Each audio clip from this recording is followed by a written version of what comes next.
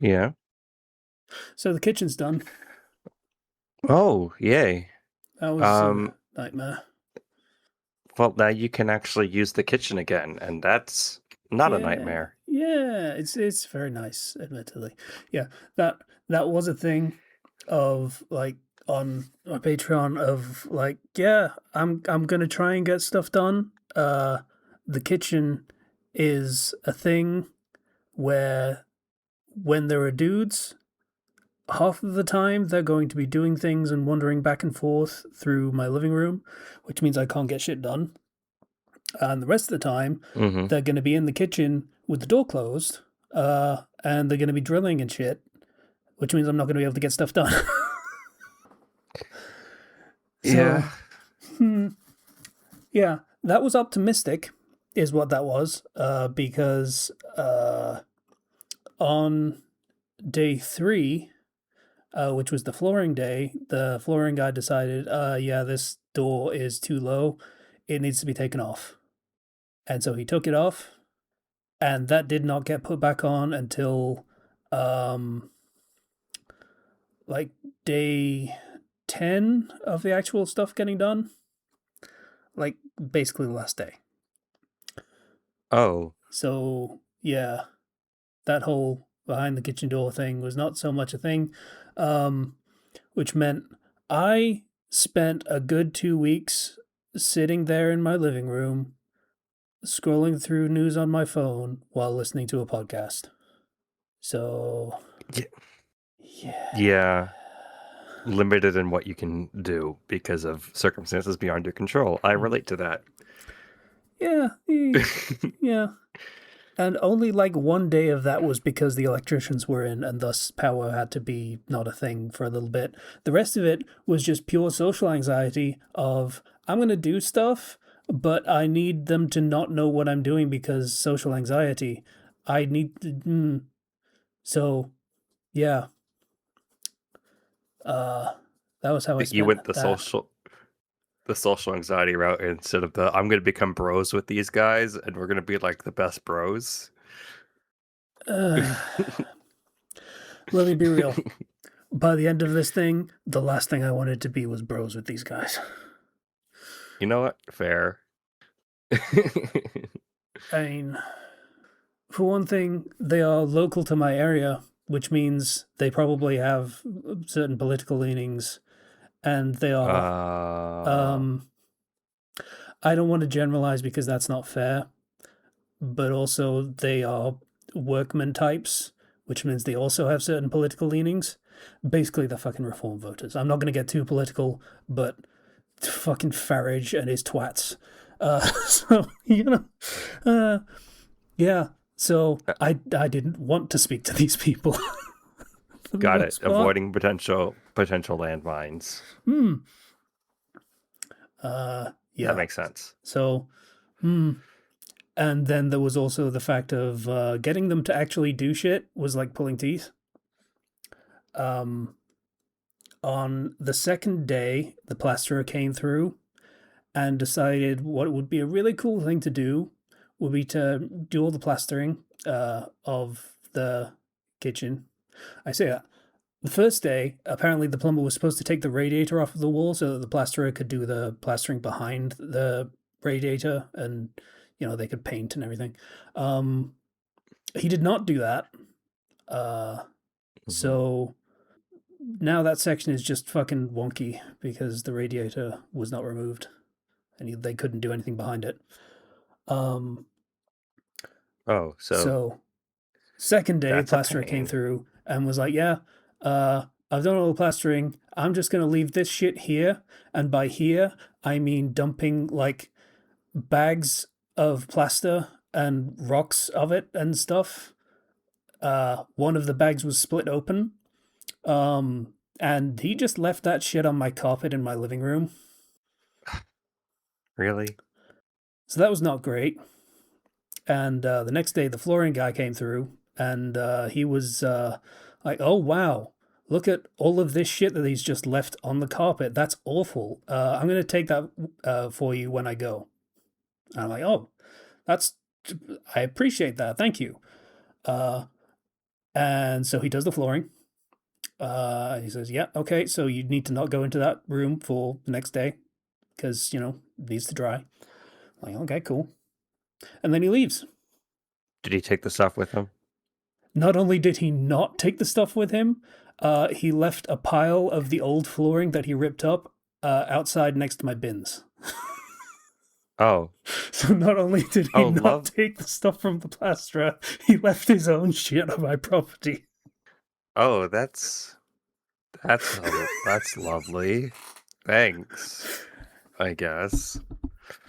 Now, these two dudes were subcontractors, so I should mention that because it is important going forward.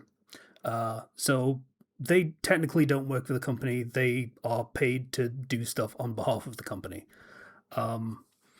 So on the Thursday, when the kitchen fitters come through and they're like, "Okay, we're going to start putting shit together and putting shit on the walls, the cupboards, and everything," that's cool. And I say, hey, so there's all this shit that's been left in my fucking living room. Could you maybe get rid of that? And they're like, oh, wow, that's actually awful. Right. So we can deal with some of the spillage and like vacuum that shit up. But for actually getting rid of it, we like, because it's subcontractors, we can't just like take all of their shit that they didn't clean up after themselves with, because that'll give us a bad reputation. We can't just do that. We have to get on their ass and be like, you need to take this shit. This was your responsibility and you didn't do it. I'm like, okay, I get it. Like, I do. That is real. Like, this was their responsibility and they should have taken it and dealt with it themselves. That was their job. That was part of their job that they were supposed to do and they didn't do it. I'm like, okay, cool. So you're going to get them on that. Right, okay. So they do the kitchen fitting and less than an ideal job. There are like gaps and shit, but it's whatever. It's very small, like flaws in the like bits below the cupboards. There's like a board that covers the gap to the wall. So that's not ideal, but it's whatever. In terms of priorities, it is very, very low. Like, okay. So then the tiling guy comes through on the Thursday and he's like, okay, taking a look, and he leaves. And so I'm waiting there on Friday for the tiling guy to come back because he's got to fucking do the tiling. Doesn't show up, so I call the contact number that I have, and I'm like, yeah, so the tiling guy is showing up today, right? And he's like, oh, no, he's not coming today. The walls haven't dried yet, so we can't do it today. Did he not tell you? Oh. No, he did not. He did not tell me that, no. I am getting secondhand frustration. This is really annoying. Okay. So he's coming through on Monday. Yeah, he's coming through on Monday. He's going to do that in the morning, and then the electricians are going to come through again to do the final work and put the plug sockets on. I'm like, okay, cool. Also, about this shit that the plasterer and the flooring guys have left, is that going to get taken care of? He's like, yeah, absolutely. I'm gonna get on them, and it's going to get taken care of. Like, okay. Monday rolls around. Tiling guy comes in, does his thing. It's fair enough. It's all good. The electricians come through. They do their thing. For the most part, there's bits that they can't really do on that day and will come around the next day to finish off. Like, it's just like some of the electric works they're not going to do anything with because of the layout of the kitchen. So they need like just covering plates instead of plug sockets, which they don't have. So they're going to come around again the next day and just put those on. I was like, cool, okay. I want to say it's the day after that. It might be the Wednesday. I can't quite remember. But like the painting guy comes through to do the last of the decorating. It is literally just painting the walls. And he comes through and he's like, wow, this is a lot of shit that has been left behind by the other guys. What the fuck is going on? This really needs to be dealt with. So he gets through to the guy that is my contact number and is like, what the fuck is going on with this shit? It needs to be taken care of. And that apparently is enough to get people to come around and actually start taking the shit with them. So they start taking shit, and that's fine. There is a little bit left that is just like, I don't know what a proper term would be. I'm hungry, so I'm not thinking straight. I'm not thinking very well. Mhm. But like, it's just like little rocks of plaster that's like pebbles on my carpet. I'm like, okay. And they're like, okay, I'm just gonna go grab a brush and I'll sweep that up, and then that's everything, and we're done. Cool? Cool. And that guy leaves, and he's just gone. So he does not come back. So after seeing the painting guy just walk through and accidentally stump some into the carpet without realizing, I'm like, okay, I don't have a brush. Fuck it. I'm gonna do this shit by hand and actually just pick them up with fucking fingers. Just do it by hand and put them in a fucking bin bag. And it's like, so that was that dealt with by me. And there's some minor stuff with the painting guy, and he's like got some weird shit going on. He has to go to the hospital for an appointment, so he can't finish it off on the one day. He has like his car breakdown on the following day.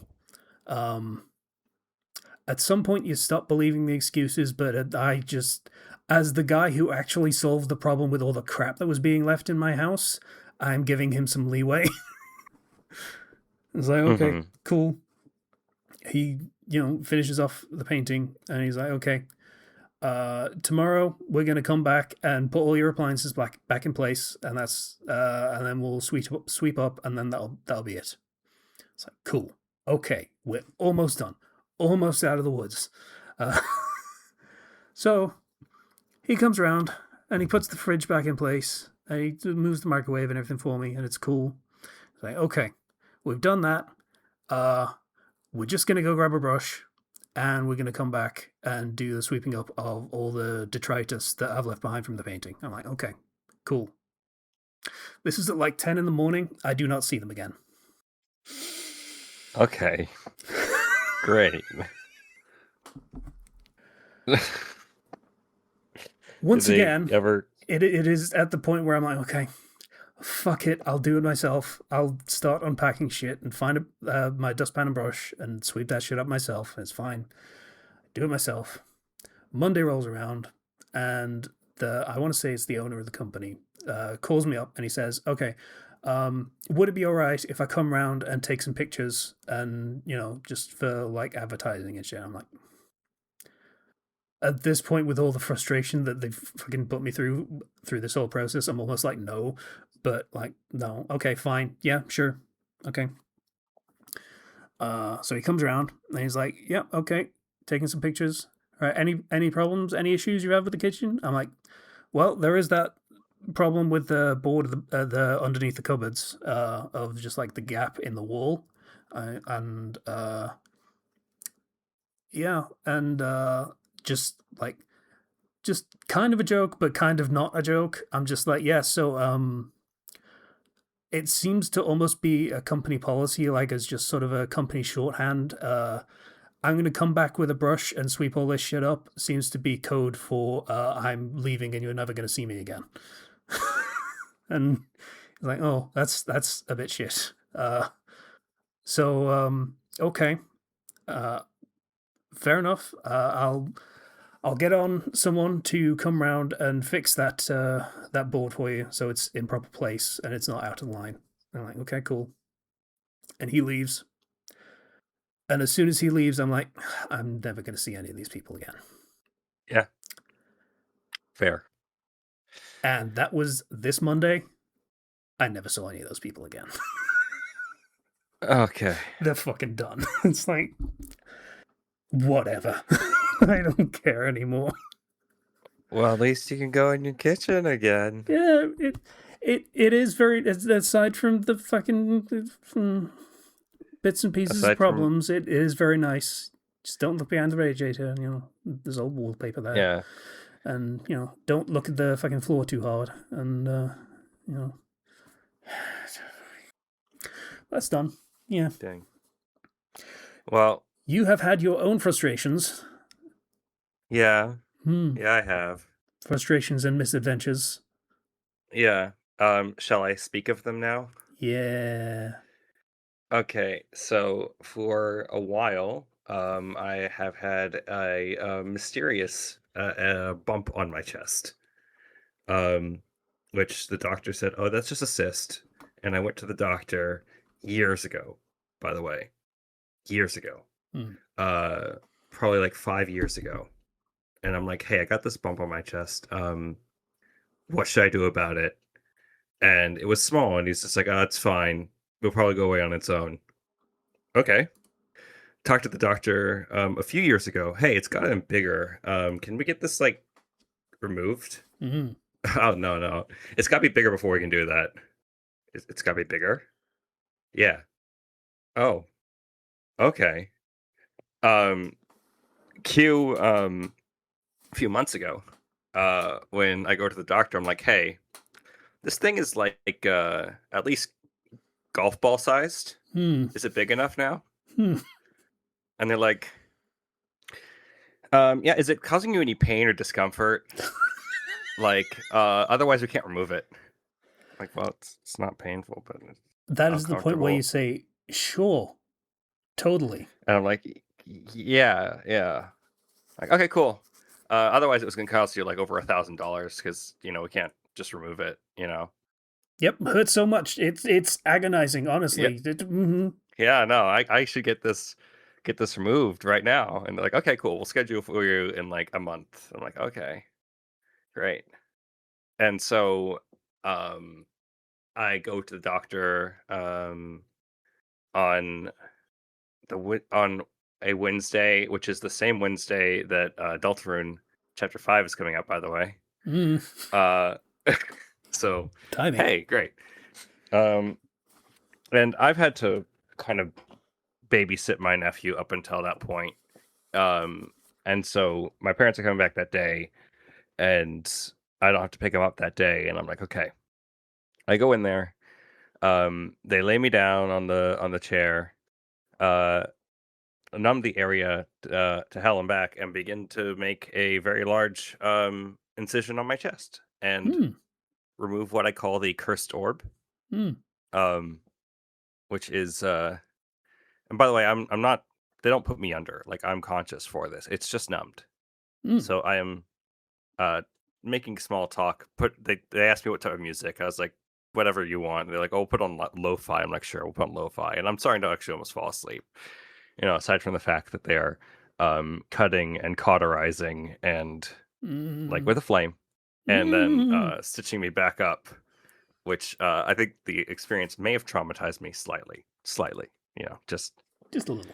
just a little bit, just a little bit. Still thinking about the burning. Um, Now I have but some fire on my chest. Cool. great. Well, not Uh, cool. Hot, actually.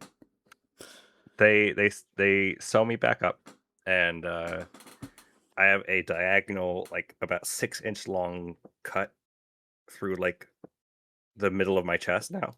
So that's great. Hmm. Um, I look like Roanora's. So look like Zorro. Um, and so for the past week and a half, my ability to do things has been greatly reduced because of recovering from the multiple layers of stitches that were done and the grievous removal of things. They Yeah. asked me if I wanted to see it afterwards when they removed it, and I was like, sure.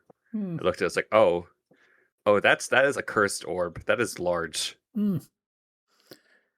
Yeah, we did try to record last week, and it was just like, no, this is not happening. Absolutely not. No, just sort of Yeah, like, no, I was still recovering. I was just like, yeah, sitting up, I feel like I'm gonna pass out. yeah, you So were out of it, and we could tell over the fucking call. yeah, I that entire like day after, I just slept the entire day, and then I spent most of my time like you'd think, oh, you're recovering and play video games, read books. No, no, hell no. I'm laying down Yep. on my back Yep. because I'm a side sleeper. Laying down on my side is horrible. I don't like it. Oh, I don't like it. Um, and I was banned from going in the pool for 4th of July and everything. So that was fun. Hmm. Um, and so yeah, I spent a lot of time doing nothing and being exhausted. Today, though, for the first time, I was actually able to go on my morning walk. For the first time, I've recovered to that point. Yeah. I woke up and there was almost no pain, which is like a blessing. So I'm good now, but it has been a very annoying recovery. I can't Hmm. lift anything more than 15 pounds, and that is frustrating because there's a lot of things I need to lift that are 15 pounds or more, um, such as my nephew who's running around and causing chaos, Hmm. and other things like I couldn't take out the trash, I couldn't help out with anything, which most people would probably be grateful for, but I do like actually being able to have the strength to help out. Not having that is frustrating. Yeah. So I was very irritable for a lot of that recovery time up until recently. Hmm. That being said, I still did get to do a few things while I was recovering. Um, Namely, I did manage to beat Chapter 5 of Deltarune since that released. Um, for anyone who doesn't know, which is honestly shockingly few people, it's sequel sort of to Undertale, Toby Fox's new game. Chapter 5 just came out. There's 7 chapters total. Um, that game continues to be really, really good. And I really enjoyed my time with it. Chapter 5 is kind of like a calm before the storm type of chapter Hmm. where you can feel that, oh man, things are really going to hit the fan next chapter because things are rapidly getting worse. It's also a chapter that really develops the character of Ralsei, and he really needed it. So good on them for that. I don't want to say too much about it because there's some things that are pretty heavy spoilers. Yeah, I am like a tenth of the way into chapter one, maybe. I know who, I want to say, was it Ralsei? Yeah, Yeah, I know who that is. That's about all I know about them, except maybe that they're a bit of a goody goody that early on. yeah. That's it. That's all I got. Um, they get entirely rage baited by one character in the chapter, and it's just most of them just screaming at how much they really hate this character, which is really funny considering how much of a goody goody they usually are. Mm, So it's like a challenge to their entire system of beliefs, and that's just the character writing's good. yeah. It's always fun when there's the nice character and then they just meet the one person where like, fuck this person. I just hate them. Cannot stand them. Cannot forgive them for existing. Fuck this person. I will say one thing, and that is this is probably spread across the entire internet. The main sort of character you interact with in regards to chapter 5 is a blonde anime man who is named Flowery because chapter 5 takes place in the dark world within Flower King, Asgard's flower shop. And that shop has flowers that resemble the human souls from Undertale, as well as a particular golden flower that people who've played Undertale are familiar with, Hmm. and that is Flowery. I love that character. I hate that character. I love and hate that character. Sounds like we're building a Um, Griffith. it's not the like it's this person's not a bad person, but they're masterful at making you not want to like them, but also root for them at the same. It's complicated. Hmm. It's not like they're evil. Like I get where they're coming from, but man, do you have to do it in that way? you know. Mm. But I really enjoyed the character and the gameplay. Toby Fox is on something because like there's entirely new gameplay stuff in there that I'm like, this is probably why it took a year to make this, just for this gameplay system in here that is completely different alone. Will probably be relevant to the future chapters. So that was really good. I also played a fan game called Pokemon Nova, and it's really good. It's a sprite-based game that takes place within like the from the perspective of the people who live in like the ultra dimension from Ultra Sun, Ultra Moon. Mm. And a lot of it is just you're raising your rank as an Ultra Recon member, and you're going through different open worlds with Pokemon visible on the open world, sprite based, and it has every single Pokemon in it, like every single one. And I really enjoy what they're doing. The character writing is good. It's got a lot of like unique assets. It's a fan game made in RPG Maker, so it's not like a ROM hack or anything. Mm. And it feels like a full game that is just free. So highly recommend it. Cool.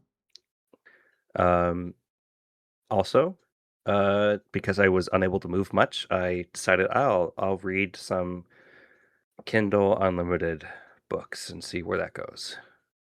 That's on my phone, and I can just lay down and I can look at my phone. I can do that. Mm. And I was reading a series, and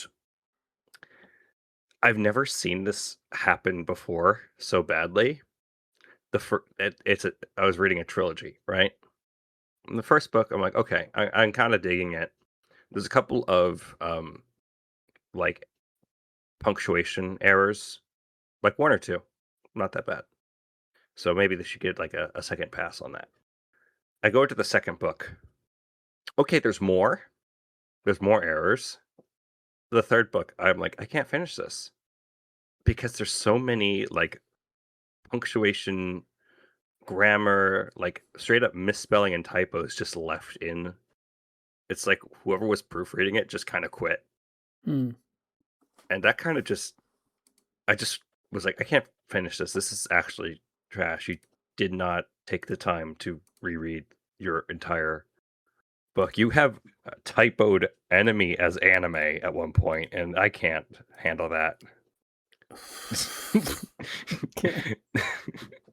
Your medieval fantasy character says anime, and I'm like, okay, that took me out of it.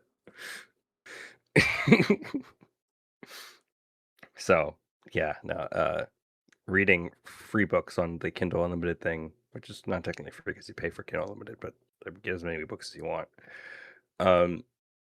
Mixed bag as always. Some good, a lot bad. Mm. Um, I also did try a little bit of Star Fox since that also came out like the day after Deltarune, and I was like, I can sit up a little bit. Yeah. And the levels are short. Yep. That game is really fun. It is also just Star Fox. Yeah. Like we could have a whole ass discussion about Star Fox of just wow.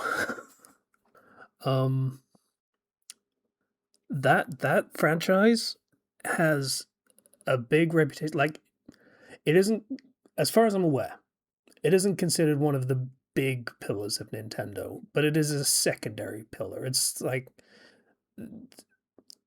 maybe a bit higher than Kid Icarus in stature. It's like below Metroid, Mm. but like above some of the more like tertiary things. Yeah. So for what that franchise is in terms of like the Nintendo mythology, if we can call it that, I'm baffled by that status, honestly. So I get it based on what it was at the time when it came out of like the SNES version and the N64 version. Um, those are basically the That is basically the game that people have gotten for the past 20, 30 years. 30 years, 95, so like 95, 96, so it's like 30 years. Yeah, and So that's it, though. Aside from Star Fox Adventures, which is not a thing, basically. let me put this in perspective here. Little louder, a little closer on the mic.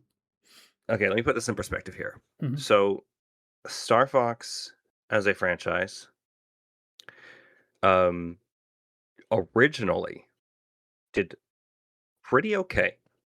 I say pretty okay. Like the original Star Fox SNES, NES, SNES edition, and Star Fox 64, they did really good. Every other game after that has not. And I mean every other game. Because there have been other games. Star Fox Adventures was what killed a lot of things, though, because Star Fox Adventures came right after Star Fox 64. Mhm. And that was like shooting the franchise in the head. I've played Star Fox Adventures. That game, if you know the history, is them taking a different game and putting Star Fox over it to make the thing sell. And it did sell, regrettably. It It did is the sell. Dr. Robotnik's Mean Bean Machine of the Star Fox series. And here's the thing, right? After that, there's Star Fox Assault and Star Fox Command, which are games people don't talk about because they sold terribly after Star Fox Adventures. But those games did progress the plot, they did progress the storyline, right? Mhm. At least Assault did. And so, like, there was a through line there, but it didn't sell. It just didn't sell. So then you have Star Fox Zero come out on the Wii U in 2016, 10 years ago. And then that game sold eh, eh, about about the same as the last one, honestly. Um, and Star Fox Zero had a lot of fun ideas. It was also a remake of Star Fox 64. Mhm. Which And though itself they was a did remake some of Star Fox on the SNES. yes. And they did do some unique things with that. However, the entire gameplay loop revolved around you using a screen that you hold in your hands Yep, and the TV screen got a and Wii U. looking between both of them. And as somebody who played that game to completion, um, there's a very steep learning curve. If you can get through that learning curve, it can actually be fun. Hmm. However, most people are going to play that, get a headache, and put it away and never play it again. Straight up. Hmm. Um, so Star Fox 2026, I guess I'll call because the name is just Star Fox, Hmm. comes in and decides, okay, we're going to redo all the graphics. We're going to add in a dogfighting multiplayer mode, extra challenges, and we're going to do something which is new, which is add in full on cutscenes before and after every mission, which is something new, adds a Hmm. lot to the characters, and that's great. The game itself Apparently, the characters are all is, assholes, but yes. I mean, yeah, that's always been the point. Hmm. The the Star Fox group is a mercenary group Yeah. being asked to save the world by a general who sent Star Fox's dad to his death. So, I Yeah. mean, he's not exactly going to be polite. He's going to be like, "Pay me, you jerk. I need to keep. Pay me. I'm fighting your war for you. Pay me." Now, the issue is the game itself is very short. Yep. Um, Granted, it is cheaper than other games that are coming out nowadays, only $50 instead of the like 60 or even 70 or sometimes 80 the game's being Hmm. thrown out with now. It is still Star Fox 64. You will beat this game in a few hours. Come back, maybe play the levels and try to get better scores if you care about that, but it is a short game. RT game, played it, beat it in 2 hours, went back in to get the other ending, uh, beat it in 2 hours. I think he was missing one level after that. So it would be like 5, I guess, for seeing all of the content in that game. There would be no issue if they had just added a few additional levels, or like a short post game Mm. would even be something where people would be like, okay, I kind of get it, right? Mm. They did not do that. So, what you get is again, another remake of Star Fox. it plays well, it looks pretty, the soundtrack is really good, and the cutscenes are nice. But it is an if you want to arcade get game that is not this, on the arcade. That is what it is. yeah, get it on sale or used or something. It's Nintendo. If you get it used, It's Nintendo. you can still get it used. All right. It still exists. People will probably resell it, and then you can get it for cheaper. Hmm. Nintendo's not going to resell it, but people will. So, inevitably. Yeah. I mean, retailers will still price it at like $45 as a nice, massive discount. But yeah, Mm. you Yeah, probably get it people on sell. eBay or whatever. Yeah, use games online and stuff is what I mean. Like, it's Yeah. it's so weird. Like, it is a. It's not a huge name, but it's a big enough name that this really probably deserved more than it got. Like, Yeah. I'm gonna be real. The Star Fox concept is not exactly novel or unique or even close to the best version of itself that exists at this point. Like, Kingdom Hearts 2's gummy ship missions did like half of what Star Fox did as a mini game. Now, I think it would be really easy to whip up a few extra levels with the assets you already have in just this game. Yep. I think it would be really easy. In fact, it would be really easy to add in something like a level creator. Yep. That could make people make their own levels, and then boom, you have infinite levels. Wow, that would add so much value. Yeah.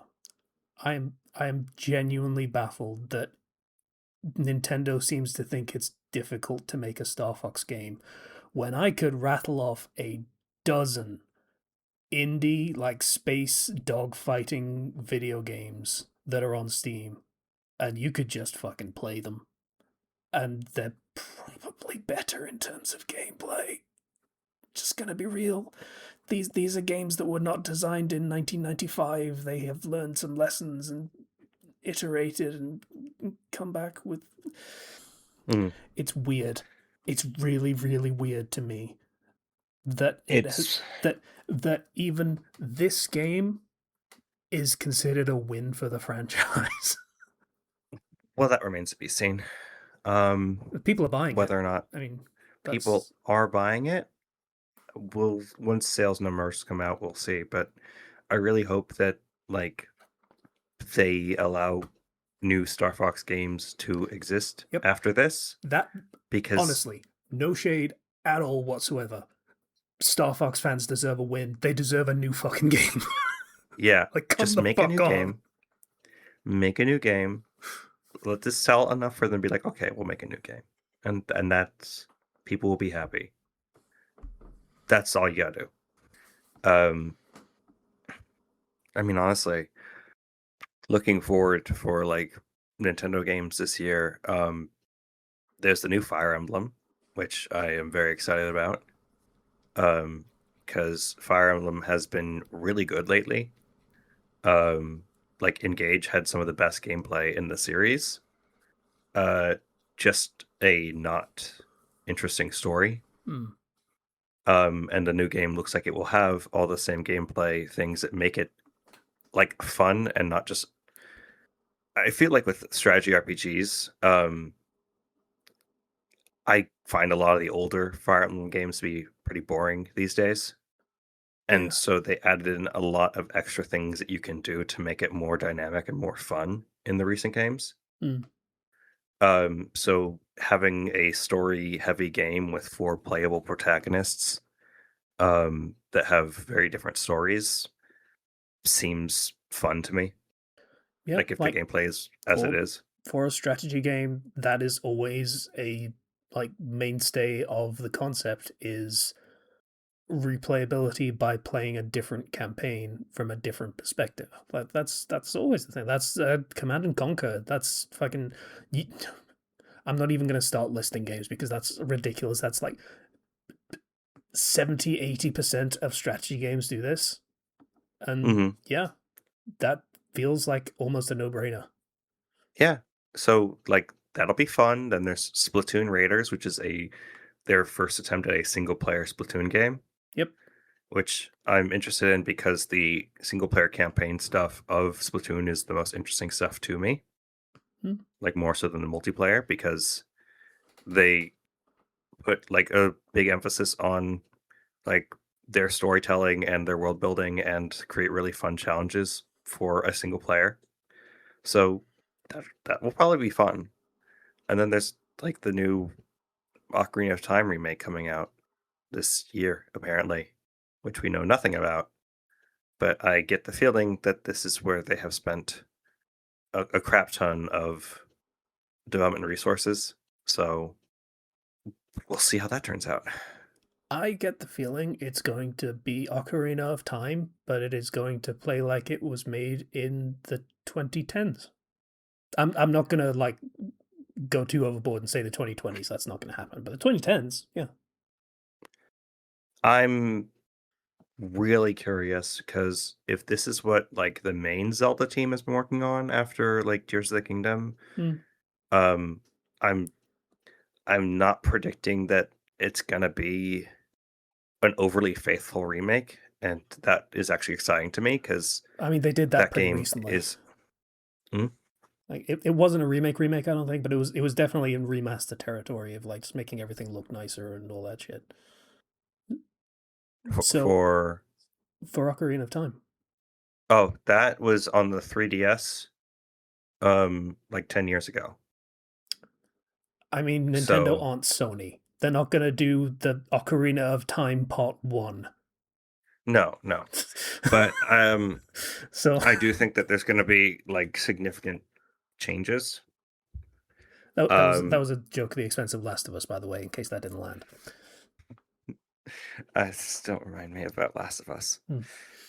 I, like I felt like a long dormant hatred well up in my body.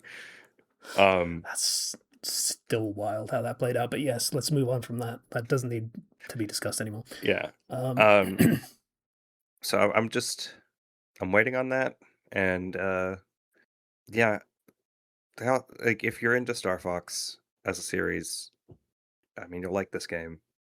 Um, but it is what it is. Um, I also went and Sorry. uh, If you liked Star yeah, Fox, then you'll probably like Star Fox. That is basically the statement that you just made. yes, It's exactly. functionally the same game. So yeah. Yes, exactly. You get the point. Hmm. um, uh, so yeah, so I guess other big thing I want to talk about is I went to go see a movie, Mm. um, which was a bit rough for me, Mm. but I still was like, I'm gonna lug myself out of here because I do not like laying here doing nothing. Yep. Stir crazy. Got it. And I went to go see Supergirl. Yeah, I figured. Supergirl is a movie involving the character Supergirl, featuring other characters that show up, like Lobo And and go with sword. Girl with Sword, whose name I don't remember, Yeah, I fucking figured. and Crypto, who is asleep for the entirety of the movie because Crypto gets hit with a poison dart and they Mm. have to go save Crypto. Because we need a motivation for Supergirl to be in this movie. Yeah. Um, so Superman was a really great, fantastic movie that really filled me with hope. and I still think about it from time to time of like, man, they really nailed the character, and like this was a fun movie, and like there's so much going on with the character drama, and the dialogue was really good, it just felt perfect. The Supergirl movie should not have taken place in space. Mm. Um, Now it does add an extra element of drama, which is, oh, red sun, yellow sun. They provide power ups or take away power ups, that sort of thing. Yeah, as the plot demands. But that, yeah, that's exactly the thing. I can now predict everything that's going to happen because I know that this character is not going to die. So LMAO, I guess. Um, there was a point during this movie where I was watching it and the characters are talking to each other. I'm like, I think I want to just look at my phone. Mm. I think I'm I think I'm bored. Oh. Oh, I'm bored. I Yeah. I don't I don't care. Now, granted, the villain does have a certain charisma. Um and the action scenes are fun, but I don't I don't care. Mm.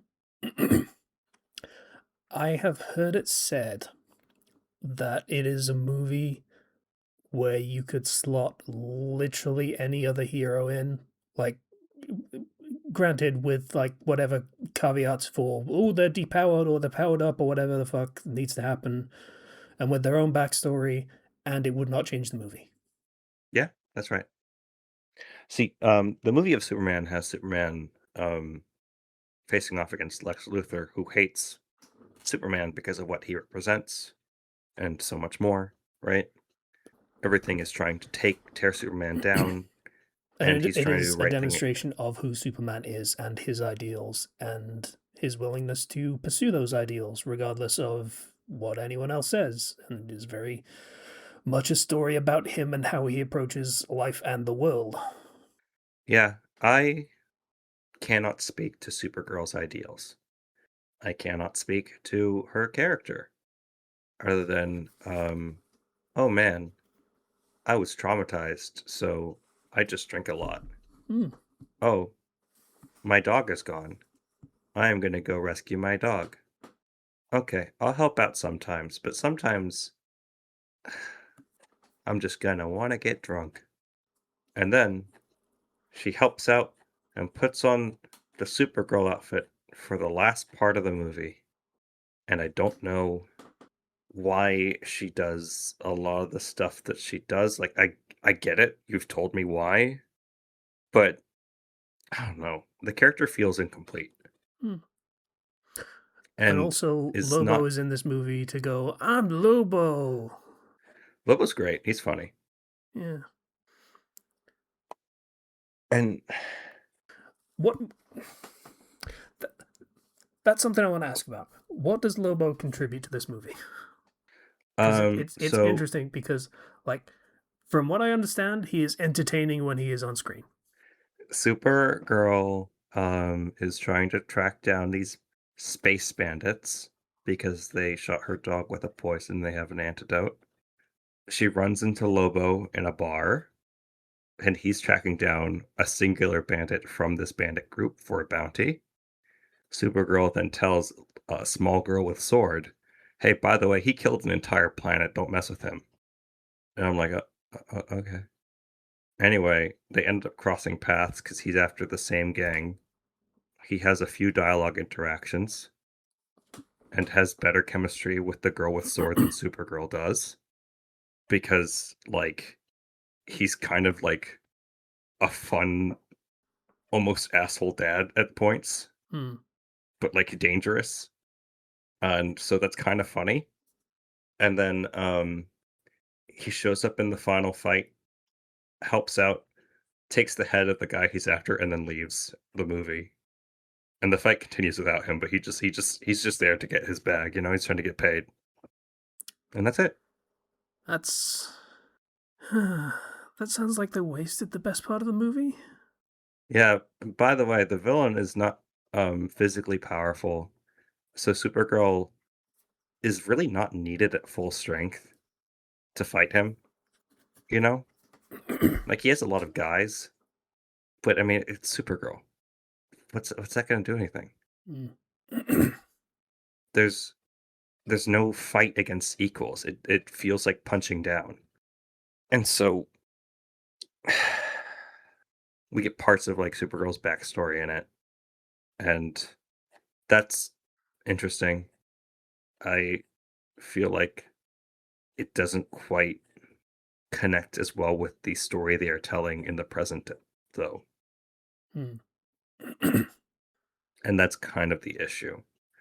Yep. The girl that is teamed up with Supergirl, the girl with sword, wants revenge. Supergirl has no reason to ever want revenge in her Yeah, backstory. she has no concept. Like, if this was DCAU version of Krypton and all that shit, where Brainiac was directly responsible for destroying Krypton, maybe.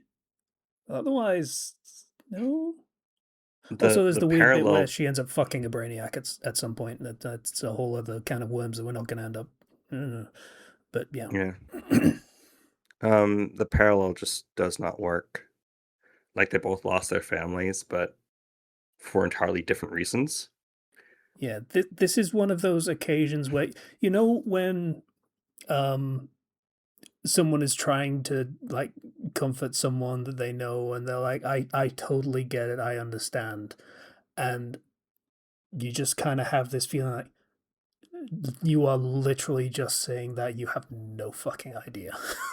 That's what It's this like sounds like. Supergirl's like, "Don't go for revenge," and I'm like, "Super, what do you know about that? Yeah, You know nothing about that." literally not a subject with any kind of expertise. You are just saying platitudes kind of thing. Exactly. And so I was not able to get emotionally invested in the story because there was nothing for me to really grab onto. Mm. That's a shame. Like, they knew this movie was not going to do well because in test audiences it was scoring in like the 60s and 70s. Yep. And like, this is a, yeah, this is like a 6 out of 10. Yeah, there was, if I remember right, there was the original version from the director, and then there was a recut version by the studio people and James Gunn, and it was like, okay, our version tests better, says like James Gunn. So he's like, we're gonna go with our movie because it tested a whole 2 points better. Like, Yeah. okay, way to I'm ruin a really good song pointlessly. Thanks. We love I slow covers of cool rock songs. That's great. Love it. I'm of the opinion, and when I normally give like a score for a movie or something, right? A 7 out of 10 is not bad for me, right? A It's 7 out of fine. 10 It is means watchable, is what I 7 means. I had a good enough time. I don't feel like my time was wasted. A 6 out of 10 is, well, I mean, I don't really feel much about the movie, and the popcorn was good. I mean, It was a thing to do. it was a thing to do, right? Um, it's not quite like, there's enough fun parts in it that I wouldn't put it at a 5, which is just absolute boring the entire time. But that's a 6 out of 10 movie. That's a shame. It is. Um, we're just gonna have to uh have the next DCU movie come out and have it be good, I guess. Come on, Guy Gardner. Look, I just want Nathan Fillion to get a lot of work, okay? They're doing a whole show called Lanterns. All right, yeah, that is a thing. Yeah, it has nothing to do with Guy Gardner, but yes. You know, he got kicked out. I don't like him. Don't want to invite him. Um, yeah, it'll, and then Spider-Man comes out later this month. The new Spider-Man for Okay. Marvel stuff. Yeah. So yeah, other than all that, only other things I would have to mention would be um excited because Fink Stay Night Collaboration Part 2 coming to Honkai Star Rail, so I can get Rin to Osaka. and all will be good. And Gilgamesh. You get Gilgamesh for free. And also, Sony now says that physical media is dead, apparently. I mean, they're more right than when Microsoft said it, but that doesn't mean they're entirely correct, and they're still going to get clowned on. Yeah. It's. I like being able to own a physical game. That's a nice feeling. Something, Because something, black and white bones, vaguely shaped in certain patterns, moral imperative, something. yeah, exactly. Sometimes you just gotta set sail onto the seven seas, I guess. It's nice. There's fish there. Dolphins, maybe. Yeah. I get it. All right. Anyway, that's about it for me. I am like I should be fully recovered on this coming Wednesday from when we're recording this. So like it's a 2-week recovery. So on Wednesday I will be fully powered, but I'm already feeling able to actually do things today, which is a massive improvement. Yeah. Cool. Okay. I do have more things. Because I kind of just ranted about my kitchen and then immediately ceded the floor to you talking about the surgery thing. All right. So, speaking of large and uncomfortable lumps of stuff in bad places that I could have used as a segue but failed to, so now I'm going to just sort of crowbar that shit in there. Did you have a cursed orb too? No, but I played a game that had a lot of very similar imagery. You might have heard of it. It's called Hollow Knight. Oh, yay! I love Hollow Knight. Yeah. So remember when we got into a bit of a snit about Hollow Knight, and I said it is such a pain in the ass to just like navigate at the most basic level. And then I told you just had to go a little bit further to get the map. Yeah. You know what? I stand by every single one of my criticisms. That is a pain in the ass. The first like 20 minutes. Yeah, not even 20 you just minutes. Have to play depending on certain things you recognize and realize, it is a lot longer than 20 minutes. And the first time I played that game, it was long enough for me to be like, I am not dealing with this bullshit. And if I find it in the first hour. Admittedly, if I had played 5 minutes more and or noticed one thing that was not very readily apparent, I probably would have been okay with it and gotten over the hump. But I didn't, because it was just long enough for it to be really fucking annoying. So, the thing that I didn't realize, you can totally just go back up to Dirtmouth whenever you want. Yes. When you drop down the well, there is a prompt that says ascend if you just happen to stand there. But if you don't do that, then it is just a big shaft that is too tall for you to jump up, like many such shafts that you will find while exploring. It's got a big glowing light that basically says stand here. I don't know what, like, oh. So yeah. Casey. No, I fucking stand by that criticism. That was stupid. So, yeah. I played through that game. I have, over the past week, I want to say week, I played through all of that game to the point of 107% completion.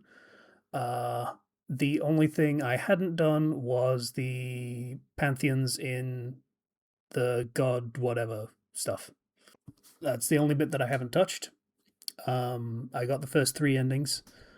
And then I was like, I don't know whether I want to go into the stupid challenge bullshit, because I know that to actually finish it, it is a 50-something string boss rush with the hardest bosses in the game at the very end.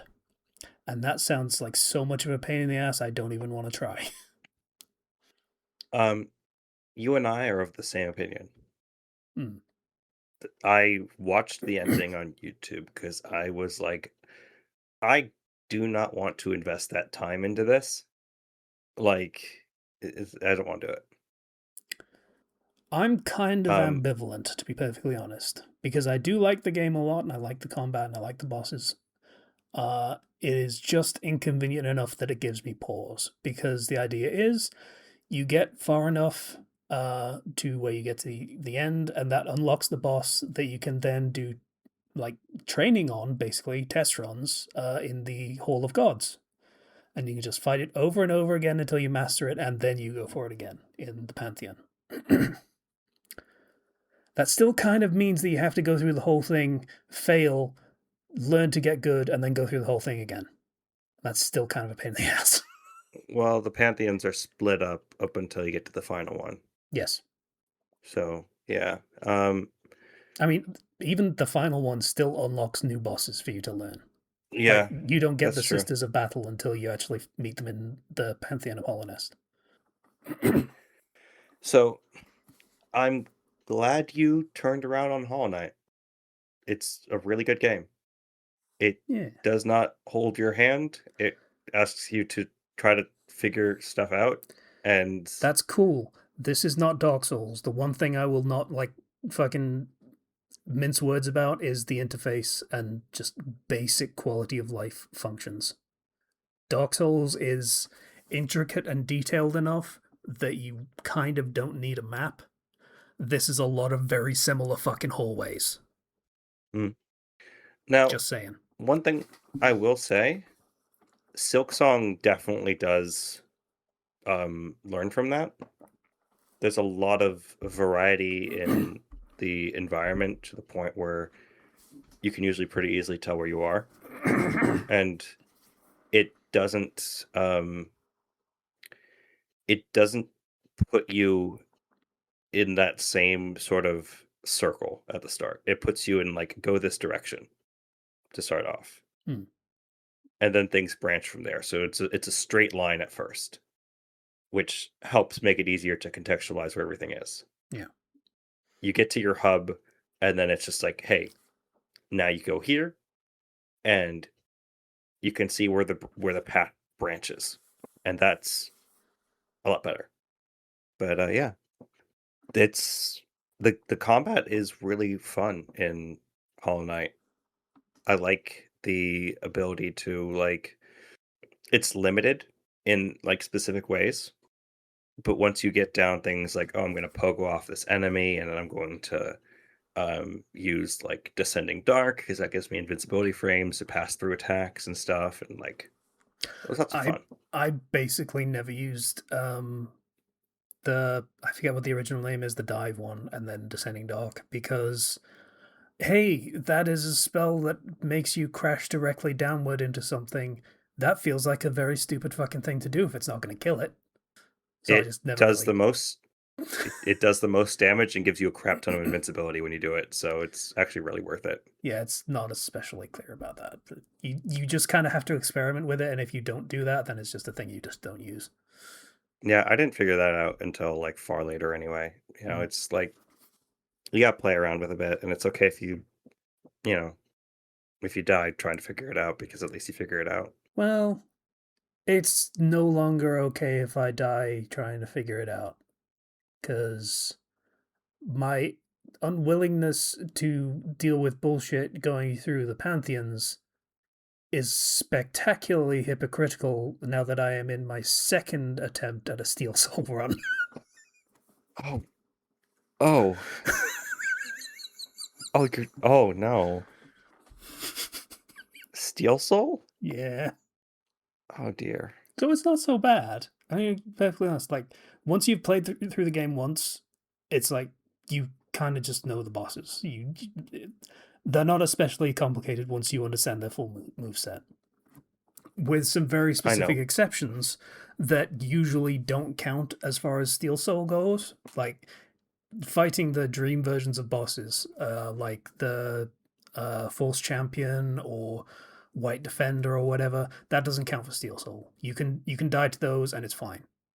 What's So also fun is learning how to get abilities early by sequence breaking a little bit, Hmm.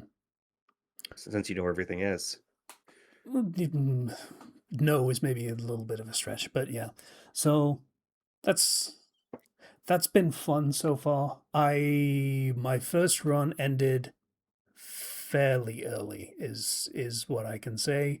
I got through all of Green Path and went through the fungal wastes, I want to say it's called. Like, okay, cool, I'm good. I'm going through. I'm doing fine. I'm getting the Mantis Claw, going through the Mantis Village. Okay, time to do the Mantis Lords. So, thing I can recommend is do not do the Mantis Lords as soon as you can do them. No, why would you do that? Because Not you're unless you got dumb that fight and you down think, oh, perfect. I know exactly, I have this boss's pattern down. And then you realize, oh, wait, I don't have the charm that lets me move a little bit faster, so I have no margin for error when they're doing their downward strikes. Uh, and oh, shit, this whole concept of the fight adds a little bit extra panic when you realize, oh, wait, every bit of damage is one step closer to death because I basically have no room to heal. Uh, hmm, this is all the problem. Oh shit, I just panicked and dashed the wrong direction off of the edge of the map and onto a spike pit. Oh fuck, and then you die. Yep. That's Steel Soul for you. So that's a mistake I won't make twice, and I will go get the upgraded damage. That fight is long if you do not have the upgraded nail yet. That is a Yeah, long fight. you should upgrade your nail and at least get one or two more masks before you go for that one. Mm. Well, masks is whatever, but like just more damage to make it not take Or an extra 5 minutes to kill the first mantis.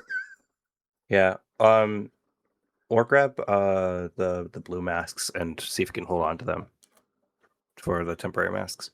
That's also good. One thing that people do for quick kills is like spamming the soul blast as they're attacking and gaining soul to do like really fast damage that I've seen it do, and Oh yeah. like that's an interesting way to do it. But I don't know. I've watched a lot of Hollow Knight content. I've not played it in a while though. Still a really fun game. Yeah. As far as Silksong Um. goes, I own it. Um, Hmm. Basically, I bought Silksong and was like, okay, I'm gonna play Hollow Knight. I'm gonna deal with Zero's stupid bullshit that he's so stupid about for not realizing how bullshit this is. I'm kidding. I'm just gonna bear with it and get to the part that he's, and I did. So I went through all of that, and now I'm at the point where I'm like, Hollow Knight got a lot better as they iterated on that game over like the course of what, a year, two, something like that. Yeah. So I'm like, maybe I hold off on Silksong until it's finished. Um. The game is ostensibly finished. There is additional content coming. I don't know anything about it very much. They've not shown much about it, except that it's coming. But Silksong is a very like complete experience right now. I mean, so was Hollow Knight when it came out, but still. Hollow Knight added entire It added so the many Grim different Troop, it added a bunch of extra bosses in places that really could have used them. Like the Hive, even though reminder that I am apophobic, that place was nightmarish for me the entire time. I had to take off my headphones and just not do it with sound at all. Yeah. But yeah, it added a bunch of shit, just big and small throughout the game, and then did Godseeker on top of that. So Silksong is a very interesting case because that game is weirdly balanced. Not balanced in what I would say a bad way, but it is weird. And I can explain why. okay, So Silksong, most enemies are going to deal at least 2 masks of damage. Sometimes they will deal only 1. If you fall on a spike, it will only deal 1. But contact damage with enemies is 2 masks. to trade off, your healing is greatly powered up. So healing heals like what, 3 masks or something? Which you can use a charm to make it into like 5 masks. Right. So Okay. the healing is greatly powered up. But Silksong also has multiple ways to augment your offense extensively. So like Hornet can cast quote unquote spells, but they're skills. So Hornet has access to skills, which she can equip, one of which is my favorite, and it's a parry, which makes you invulnerable to attack unless you attack back. Hornet has access to gadgets, which are limited use items that can deal a crap ton of damage or just make fights way easier. And also has access to different fighting styles that change up her entire moveset. Hmm. And so there's a lot that goes into like a lot of abilities as well on top of that, right? So Hornet by the end of that game is extremely mobile and has so many offensive options at her disposal, but also like because she's so mobile, you don't get hit. Hmm. You know, you can heal and that's fine. Don't get hit. So that game is based on like you have played Hollow Knight before. If you played this game, don't skip Hollow Knight. This game scales directly off the difficulty of you having played Hollow Knight Yeah, first. I have heard that, yes. So it is balanced in a way where you are offensively more powerful and your enemies are offensively more powerful. Your healing is powered up, your durability is not. It is the Bloodborne to Dark Souls. Yes, that is exactly it. That is this literally even like a fighting style that plays like Bloodborne where you get health back if you attack immediately after getting attacked, I believe. Also, holy shit, is Hollow Knight Dark Souls. Yeah. Like, you. I know it's such hack shit journalism for any fucking review to say it is the Dark Souls of blank, but come the fuck on. Yeah. And in contrast, Silksong has multiple actual cities with actual characters living in them with quests that they give you. Like there's so many living NPCs in Silksong that it really gets across the idea of man, Hollow Knight's kind of in a this kingdom's kind of Hallownest is kind of screwed over. It's kind of dead. Yeah, that's kind of the point. And presumably, with Silksong coming after that, then there is a feeling of recovery kind of thing going on. It's I left this kingdom. This kingdom's fine. Let's make sure this kingdom doesn't end up like Hallownest. Mm. Is how I would put it. I really liked a couple of the characters in Hollow Knight, and I will say standouts are Hornet is fucking cool. Yes, Man, I right choice for the next protagonist. Like goddamn, she is great. Sure, and indeed. she has spoken dialogue. Like she talks a lot in Silksong, and it's great. Like you can really see her personality come through. And then there is Mila. I wish I could give Mila a hug and tell her it's going to be okay, even though it's not. Oh, I will remind you, Mila is the bug that is like just on the I outside of the Crystal Peak, who is mining, and she's just singing to herself, and she's got a stutter, and then gradually goes crazy. Yep. Yeah. Yeah. Yeah. According to the wiki page, there is a bug, a species of bug that was named after her. As just this is just a little beetle that is just trying to make its way, living its life underground.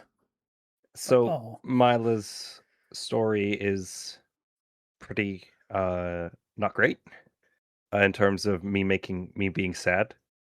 But there's always a possibility for a happy ending if you right. beat the real final boss, right? I mean, potentially, if you don't kill her at any point and you beat the Radiance, maybe. Yeah, technically that would work, right? So One can hope. one can hope. Yeah, it's the soundtrack for Hollow Knight is one of my favorite video game soundtracks. I use it a lot for my D&D games. I love Grimm's fucking songs. Yeah, Like, it's okay, great. being 100% real, if I played this game in my teens, Grimm would have been my soundtrack. I would have had a Grimm avatar, just every. It's so stylish. Yep. Grim Troop is like one of my favorite parts of the game. Man is putting on a show, and he will not be happy if you interrupt him being respectful to his audience. Yeah, and then you do the fight, and it's just Castlevania Dracula. Like, he has some Castlevania Dracula moves. Sure, but also I just really like the concept for that entire DLC is all of it Yes. is a dance. Every single part of it. It is call and response. It's so good. Fantastic. It's so good. Yeah, so if you decide to go into Silk Song, I think you will enjoy it greatly.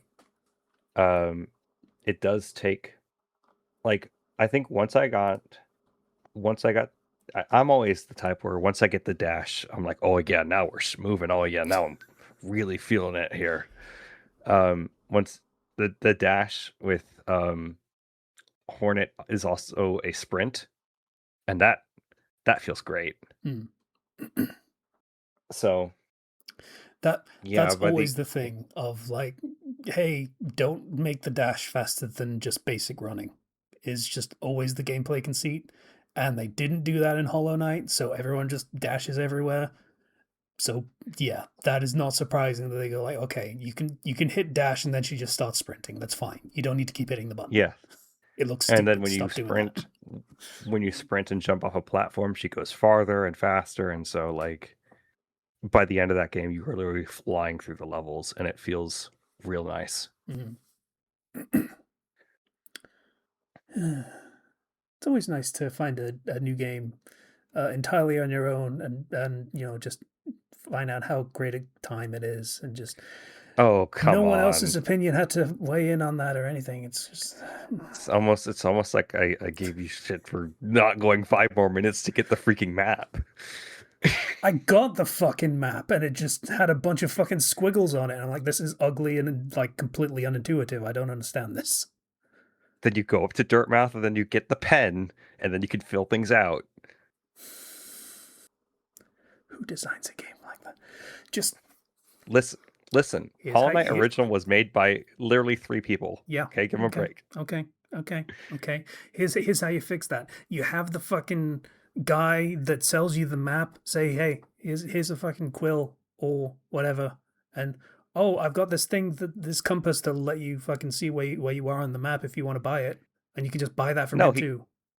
He literally tells you, like, about his wife who's upstairs. He tells you to go somewhere else. Yes. Find where the fuck that was.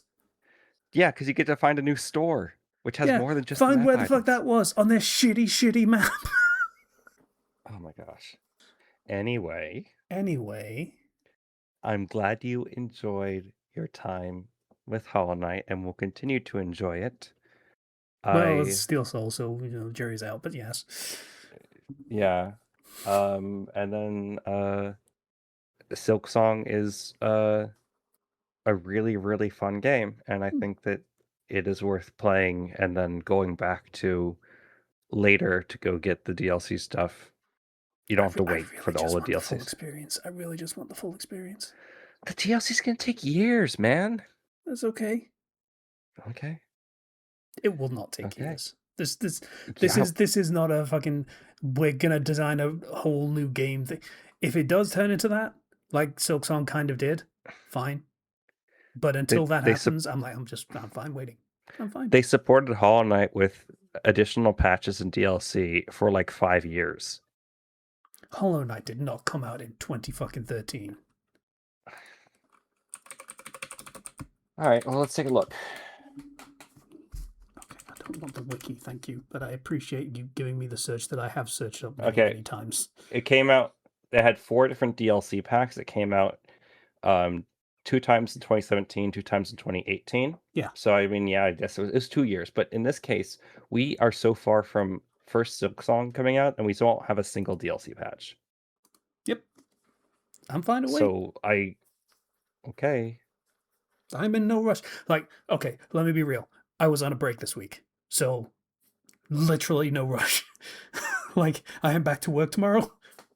I get to actually fully enjoy my break this week because I will be not laid up in bed and wishing for death. That's true. So, other thing to get into before we close out, new anime watching with the mum. Little show called Vinland Saga. Yay!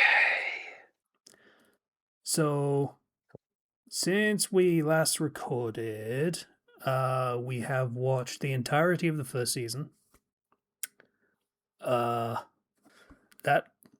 is a pretty cool show. It is a lot slower paced than I thought it would be. Admittedly, I thought it was 12 episodes per season. It is 25. It has some meandering problems, I will say. Like, early on, in like the first 10 episodes or so, I want to say, both of us were like, this is kind of nice. It's really letting us like just sort of marinate in what the show is trying to do and what it's trying to say. And then by episode 25, we didn't discuss it, but I was certainly feeling, okay, a lot of this was... It definitely took some time getting to places that it really kind of didn't need to take. The ending was cool. I'm not going to spoil anything. And then the second season started, and it is really taking its time getting anywhere. I think we're like 6 episodes in, and yeah, we're sure spending a lot of time on this farm. I feel like I'm watching, like, I remember people complaining about, I think it was the farm from Walking Dead for like season 2 or whatever it was. It's so Vinland Saga is an interesting case because I read the manga. I never watched the anime. Mm. And with manga, you can tend to go much faster. Yeah. Man, I didn't know the anime had pacing issues like that. It was great pacing at first. I will say again, like the 10 episodes of just like really letting everything sink in because there was a lot of stuff that kind of deserved to be contemplated, I will say. Then just kind of wanders back and forth a little bit for a while. I will say one thing that was definitely fun. You know my mom's Welsh, right? Yeah. She had some conflicted feelings over Askeladd. Oh. It's been a long time since I've Askeladd is. Okay, Askeladd is the bastard dude. Oh. That he's like, yeah, I'm gonna do whatever it takes to win and do all of this heinous shit. And then about halfway through the season, you find out, oh, he's literally doing all of this to protect whales. Every single thing he has done has been in the name of protecting whales, And including the slaughtered villages. And she's like, I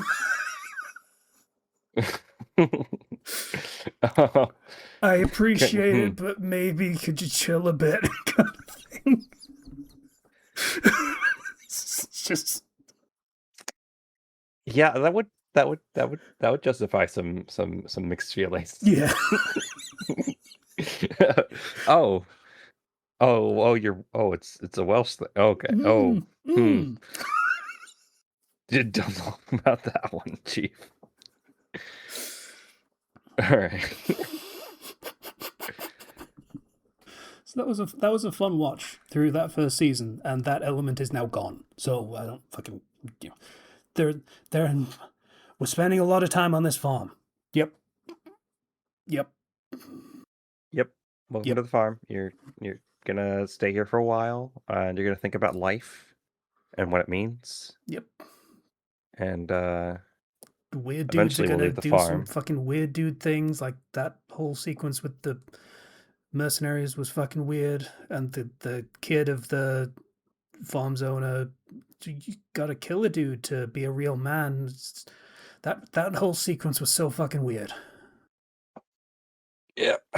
I think that the farm is a point, like it goes on for a while, but it's also a key point to who the character is Mm. going forward through the rest of the series.